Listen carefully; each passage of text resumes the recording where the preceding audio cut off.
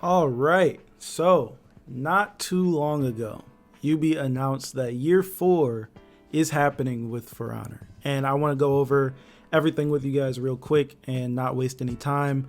But just know, I'm pretty hyped about it. So let's not waste any more time and get right into it. All right, so first things first, the name. The name for year 4 is the Year of Reckoning. And UB plans on doing quite a few things with it. First of all, new heroes will be arriving this upcoming year. But instead of 4 like we received this year, we'll only be receiving 2. One in Season 2 of next year and one in Season 4. There will still be 4 seasons, but only 2 heroes. And they claim that the arrival of these heroes will coincide with the storyline and the events of this year and its season. They then let us know that they can't wait to see which side we choose, which hints at something, and I'm assuming that it has something to do with this artwork, but we'll just have to wait and see. So yeah, new year, but 2 new heroes instead of 4.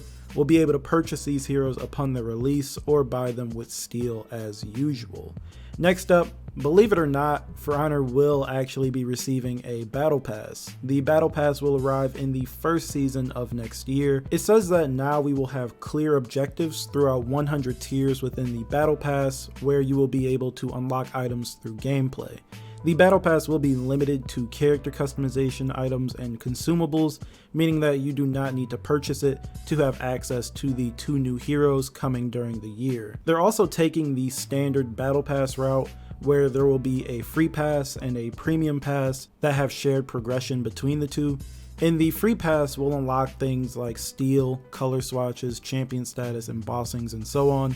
And in the premium pass, we'll be seeing new signatures, new weapons, new finishers, new effects, and more. So it looks like the really fun stuff will be locked behind that premium paywall, but I doubt it'll be that much, so it's not too bad. Both passes will have rewards for all heroes. They really press on the fact that the premium pass is just an addition to the content we're already receiving. It is not a replacement or a substitute. So we'll still be getting the same amount of stuff as before. The pass just adds on top of that. Moving on, they talk about the fighting and how balance is something that remains at the top of their priority list for this game, both hero balancing and game mode balancing. They mention the testing grounds and how it's a tool that will have a big role this upcoming year, which is great to hear, as I love the testing grounds. They say that the focus of this upcoming year remains on increasing character viability and allowing for a wider range of team compositions at higher level play, while improving offense to enhance the core gameplay of For Honor on the more general level. So odds are we'll continue to see the same sort of balancing and updates we saw this year. I'm not sure if they'll be more frequent or not. That's just something we'll have to find out later this year. The last bullet point that they hit us with was in regards to competitive. They mentioned that competitive For Honor is something they're still interested in, and that it's important to them, and that the competitive scene is something that will be expanded upon in year 4 with a new all-access competitive program set to launch, and that more details will be shared soon. They can't tell us everything that's to come in the Year of Reckoning, but they did tell us that they will share more this upcoming January about what's to come. They end off everything by letting us know that new armors are in fact coming this year. So my guess is that just like with this year, they'll release a trailer towards the start of 2020 showing off what they've got in store and hinting at a seasonal event or something, while maybe showing off some new armors. But again, we'll just have to wait and see. Alright, so my thoughts on all of this. That was a lot to drop on us in one blog post, but we did get a fair bit of info on what's going on next year. We're getting 4 seasons, but only 2 heroes, a battle pass. They're expanding competitive in some way. We'll get continued support, and then there's some sort of story that they want to tell. Now, we don't know everything, so these are only first impressions, but I am actually happy that we're getting a year 4. We all sort of knew that things would continue with For Honor, but we just didn't know how. Now we know. We know that things will be somewhat the same, but with 2 heroes instead of 4.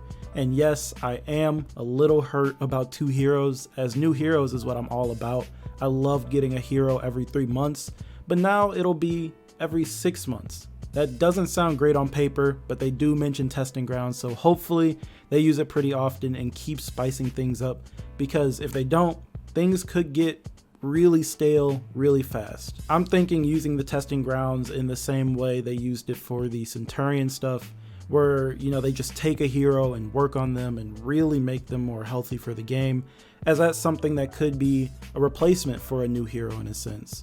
Hopefully, since there is such a long gap between heroes, these new heroes will release as complete, fun, and unique heroes that bring something new to the table, because I would be pretty bummed out if we waited from now, the Sunda season, to whoever this new hero will be, just for them to come out and be as subpar as Sunda, you know?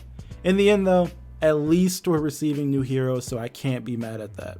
The battle pass is interesting. We just talked about a battle pass like a month ago, and I'm actually surprised that it's making its way into For Honor. I never thought I'd see it in a game like this, but it's a good thing to me. Not only do we get new stuff, a lot of new stuff it looks like, with 100 tiers, it gives us something to grind towards and work for, other than just mindlessly grinding reps after we finish our daily orders. And that's something I've wanted for a really long time, as I like to have something to work towards and play for. And honestly, anything that introduces new finishers into the game is 100% okay with me, as that's the best sort of new content in my eyes. I don't mind rewards being locked behind a battle pass, as it's much better than them being locked behind something like arcade, and I doubt that it'll cost too much money. My guess is it'll cost maybe $10, but again, that's something we'll have to see. They mentioned that the battle pass has objectives to look out for, so I really wonder what those objectives will be. Will they be like our daily orders, or will they be oddly specific, you know? I'm hoping that none of them are tied to game modes at the very least, but we'll just have to wait and find out. It did say battle pass in, year pass out, and it mentions that they'd have details regarding year 4 season 1's battle pass, so it's sounding like we'll get a new battle pass each season as well. Then there was the excerpt on competitive play. I'm glad that they're still looking at it and didn't just stop with spectator mode. I'm curious as to what this all access thing is. I'm hoping it's something like Ranked Dom, or that whatever it is tied into the game and can be accessed from the main menu, so that more people will be interested in it, as it's just in their face and they don't have to go out of their way to find it. Or maybe it'll be something like the tournaments they sponsored, if you want to call it that, earlier this year, where they gave some tournament organizers a whole lot of steel for prizes.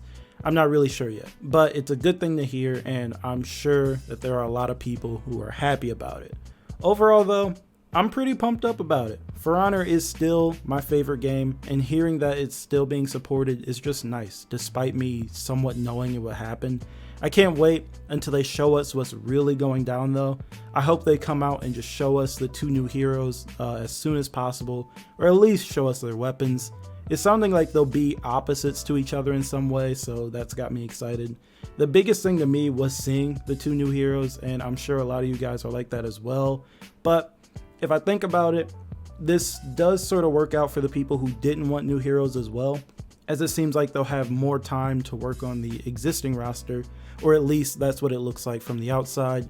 Maybe there will be something else they're working on in the meantime, who knows. And lastly, before I go, I know that someone's going to ask it, or a lot of you are going to ask it. They didn't mention anything about the Centurion rework, so that's just something we're really going to have to wait on, but I'm sure that it'll come sometime next year, so I wouldn't be too pressed about it since they didn't say anything just yet. Anyways, that's all I've got for this video. Again, I'm actually surprised that they just threw this out there. They just threw it on top of us and laid it out in a blog post instead of a Warriors Den show. I was guessing that we'd hear something like this at the very end of the year, but here we are. Anyways, I do want to know what you guys think, so let me know. How are you feeling about what we know so far about year 4, the year of reckoning? Let me know down in the comments, as I'm genuinely interested. And as always, if you like the video, feel free to leave a like and sub if you're new, as I will be keeping you all up to date with what's going on. And if you're interested, feel free to join our Discord server as well, if you want to talk about For Honor or this year 4 announcement. And I will talk to you all in the next video.